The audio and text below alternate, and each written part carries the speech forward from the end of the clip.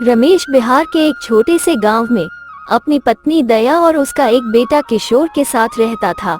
रमेश गांव के तालाब से मछली पकड़कर उसे गांव के बाजार में बेचा करता था। मछली ले लो, ताजे मीठे पानी की मछली। मछली तो बिल्कुल अच्छी लग रही है, आधा किलो दे दो। जी बहन जी। रमेश एक दिन में जितनी मछली पकड़ता था, शाम तक उसकी सारी मछलियां बिक जाती थी। गांव के सभी लोग रमेश से ही मछलियां लेना पसंद करते थे, क्योंकि वो हमेशा ताजी मछलियां ही बेचा करता था। वो अपने ग्राहकों को कभी भी बासी मछली नहीं बेचता था। पहले तो गांव में कुछ लोग ही मछलियां बेचा करते थे, लेकिन धीरे धीरे गांव में लोगों की संख्या बढ़ने लगी और बाजार में बहुत से लोग मछली बेचने का काम करने लगे। हे भगवान, अगर बाजार में इतने लोग एक साथ मछली बेचेंगे तो मेरा काम तो बिल्कुल भी नहीं चलेगा।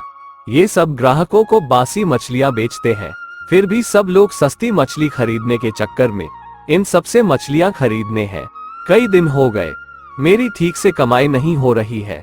आज भी मेरे पास इतनी सारी मछलियां बच गई। हर रोज की तरह मुझे इन्हें घर लेकर जाना पड़ेगा।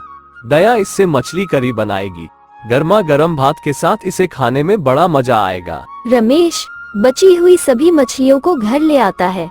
आज फिर से इतनी सारी मछलियां बच गई है। दया तुम इसका फिश करी बना लो, तब तक मैं हाथ मुंह धोकर आता हूँ। रमेश हाथ धोने चला जाता है और उसकी पत्नी दया फिश करी बनाने में लग जाती है, लेकिन तभी उसके हाथ जल जाते हैं। अरे मेरा हाथ! अरे रे, तुम्हारे हाथ तो बहुत ज्यादा जल गए हैं। लाओ, मैं तुम्हारे हाथों में दवाई लगा देता हूँ। रमेश दया के हाथों में दवाई लगा देता है। तभी दया कहती है, आप बैठिए, मैं बस थोड़ी ही देर में खाना लेकर आती हूँ। अरे ये क्या कह रही हो तुम? तुम्हारे हाथ जल गए हैं, तुम खाना कैसे बनाओगी? आज तुम बैठो, मैं आज अपने हाथों से फिश करी बनाकर तुम्हें खिला देता हूँ। क्या आप फिश करी बनाओगे? आज से पहले तो आपने कभी फिश करी नहीं बनाई। रहने दीजिए, सारी फिश करी खराब हो जाएगी। लगता है तुम्हें अभी मेरी इस कला के बारे में पता ही नहीं है। शादी से पहले मैं अपने पिता के लिए गर्मा गर्म भात के साथ फिश करी बनाता था। पूरे गांव में मेरे हाथों की बनी फिश करी मशहूर थी। तुम बैठो और बस देखते जाओ।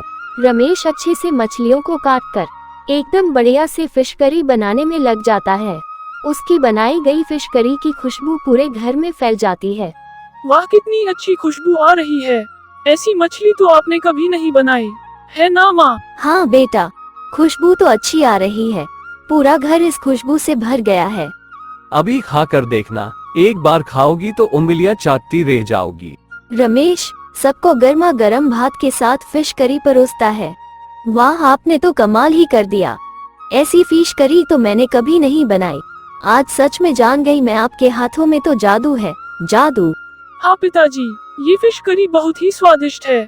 ऐसी फिश करी तो बाजार में भी नहीं मिलती। अजी, हमारा बेटा बिल्कुल सही कह रहा है।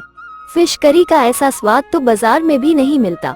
मैं क्या कहती हूँ, वैसे भी आजकल मछलियाँ ज्यादा बिकती नहीं है, तो क्यों ना आप मछलियाँ बेचना छोड़कर और उन मछलियों से फिश करी बनाकर गर्मा गर्म भात के साथ बाजार में बेचना शुरू कर दो। क्या बात है, ये आइडिया मेरे दिमाग में क्यों नहीं आया?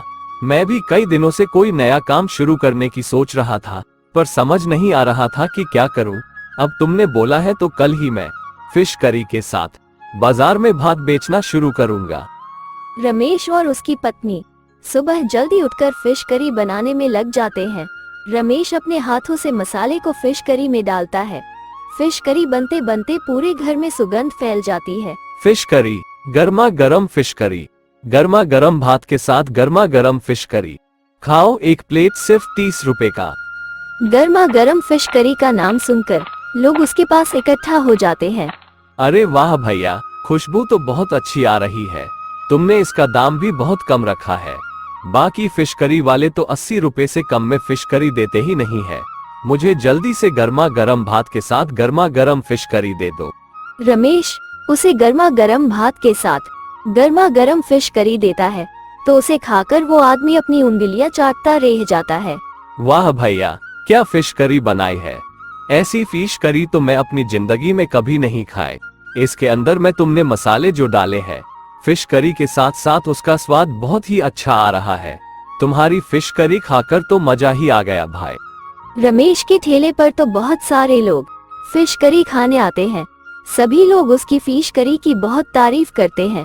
तभी उनमें से एक आदमी जग्गू रमेश को कहता है, रमेश भैया, तुम्हारे हाथ की फिश करी मेरे सेठ जी को बहुत पसंद आएगी। वो बहुत दिनों से अच्छी फिश करी बनाने वाले को ढूंढ रहे हैं। अगले महीने उसकी बेटी की शादी है। मुझे एक प्लेट फिश करी पैक करके दे दो। मैं सेठ जी को ये खिलाऊंगा। अगर उन्हें ये पसंद आ गई तो तुम्हें शादी का बहुत बड़ा ऑर्डर मिलेगा। हाँ हाँ भैया, ऐसा होगा तो मेरे लिए ये बहुत ही अच्छा हो जाएगा। मैं अभी आपके सेठ के लिए गर्मा गर्म भात के साथ फिश करी पैक कर देता हूँ। रमेश जग्गू को फिश करी पैक करके दे देता है। जग्गू वो फिश करी ले जाकर अपने सेठ जी को खिला है। वाह वाह वाह, जिसने भी ये फिश करी बनाई है कमाल कर दिया। मैंने अपनी बेटी की शादी के लिए इतने रसोइयों के हाथों की फिश करी चखी, लेकिन किसी के हाथों में ऐसा स्वाद नहीं देखा। तुम उस आदमी को ये एडवांस पैसे देकर आओ। मेरी बेटी की शादी में उसी के हाथ की फिश करी बननी चाहिए। और वो एडवांस पैसे लेकर रमेश के पास जाता है। मैंने तुम्हें कहा था ना भैया, मेरे सेठ जी को तुम्हारे हाथों की फिश करी बहुत पसंद आएगी। सेठ जी ने तुम्हारे लिए ये एडवांस पैसे भेजे हैं। अगले महीने तुम्हें उसकी बेटी की शादी में फिश करी बनानी है। अरे भैया, शादी तो अगले महीने है, तो आपने मुझे इतनी जल्दी एडवांस पैसे क्यों दे दिए? कोई बात नहीं भैया, अब सेठ जी ने दिए हैं तो रख लो। बस शादी में समय पर खाना पहुंचा देना। रमेश घर पहुंचकर अपनी पत्नी को ये सारी बात बताता है, तो इतना बड़ा ऑर्डर मिलने की खुशी में उसकी पत्नी भी बहुत खुश होती है। अगले महीने रमेश सेठ जी की बेटी के शादी में फिश करी बनाने पहुंच जाता है। जैसे ही शादी में खाना शुरू होता है, वैसे ही वहां पर फिश करी की बहुत ज्यादा खुशबू आ जाती है। सभी मेहमान बाकी का खाना छोड़कर फिश करी खाने लगते हैं। वाह वाह, क्या फिश करी है। इस शादी में खाने को इतना कुछ है, पर फिर भी मेरा तो इस फिश करी की आगे दूसरा कुछ खाने का मन ही नहीं कर रहा। अरे हाँ यार, मैं भी कई बार ये फिश करी खा चुका हूँ, लेकिन ये इतनी स्वादिष्ट है कि इसे कितना भी खाओ पर मन ही नहीं भरता। मेरा तो खुद का होटल है, पर कोई भी इतनी अच्छी फिश करी नहीं बनाता है। ये जिसने भी फिश करी बनाई है कमाल की बनाई है। शादी में सब मेहमान रमेश के हाथों की बनी फिश करी की तारीफ करते हैं। शादी का खाना खाकर जाते वक्त हर मेहमान इतनी अच्छी फिश करी खिलाने के लिए सेठ जी को बहुत बहुत धन्यवाद देते हैं, जिस वजह से सेठ जी भी रमेश पर बहुत खुश हो जाते हैं। रमेश, तुम्हारे हाथों की बनी फिश करी ने तो कमाल ही कर दिया। मेरी बेटी की शादी में आए सभी मेहमान तुम्हारी बनाई फिश करी की तारीफ करके गए हैं। मैं तुम्हें तुम्हारे बाकी के पैसे के साथ साथ इनाम के तौर पर तुम्हें कुछ और पैसे देना चाहता हूँ। नहीं नहीं सेठ जी, मुझे कोई इनाम नहीं चाहिए। मैं अपनी मेहनत की कमाई में ही खुश। रमेश सेठ जी से बाकी के पैसे लेकर अपने घर आ जाता है। तभी कुछ दिनों के बाद शादी में आए मेहमान में से एक मेहमान जिसके पास अपना होटल था, वो रमेश के पास आता है। आप ही रमेश हो ना, जिसने सेठ जी की बेटी की शादी में फिश करी बनाई थी? जी साहब, मैंने ही बनाई थी। क्यों, कुछ गलत हो गया क्या? दरअसल मैं सेठ जी का रिश्तेदार हूँ। उसे दिन उसकी बेटी की शादी में मैंने फिश करी खाए, मुझे वो बहुत ही स्वादिष्ट लगी। मेरे अपने शहर में बहुत सारे होटल है, लेकिन मेरे होटल में भी कोई आपकी तरह स्वादिष्ट फिश करी नहीं बनाता। इसलिए मैं चाहता हूँ कि आप मेरे होटल में काम करें। आपकी बनाई फिश करी से मेरा होटल बहुत ही अच्छा चलेगा। इसके बदले में मैं आपको हर महीने 1 लाख पगार दूंगा। अगर आपको ये कम लगता है तो मैं और दूंगा। नहीं नहीं सर जी, इतना पैसा तो मेरे लिए बहुत है। आपने मुझे इतने बड़े होटल में फिश करी बनाने के लायक समझा, उसके लिए आपका बहुत बहुत धन्यवाद। धन्यवाद तुम्हारा रमेश कि तुमने मेरी बात मान ली, वरना मुझे तुम्हारे जैसा फिश करी बनाने वाला कहीं और नहीं मिलता। कल तुम्हें लेने के लिए गाड़ी आ जाएगी, वो तुम्हें होटल तक ले जाएगी। अगले दिन गाड़ी आ जाती है। रमेश अच्छे से होटल में काम करने जाता है।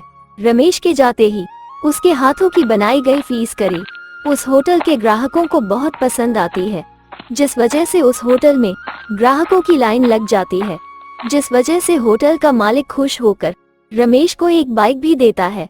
इस तरह रमेश अपनी मेहनत से सफल हो जाता है और कुछ ही समय में तो वो अपना अच्छा सा घर भी बनवा लेता है।